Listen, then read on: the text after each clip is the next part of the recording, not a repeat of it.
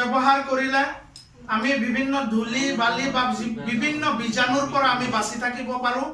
বিশেষকৈ এতিয়া মাৰাত্মক ব্যাধি কৰোনা ভাইৰাছৰ পৰা আমি এই মাস্কেৰে বাচি থাকিব পাৰোঁ।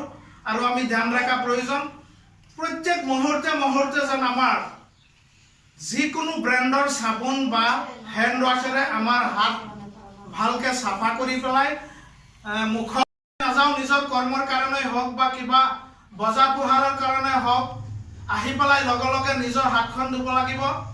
আৰু চাইণ্টিফিকেল মতে আপোনাৰ 5 মিনিট মূৰে মূৰে চাবোন দি বা হেণ্ড ৱাছ দি আপোনাৰ হাত ধুবলৈ তেওঁলোকে জনাইছে। আপোনালোকে হয়তো জানিছে, তথাপিও আমাৰ দায়িত্ব, আমি দায়িত্ব সকলোকে জনোৱা। আমি আহি আপোনালোকক বিচাৰোঁ।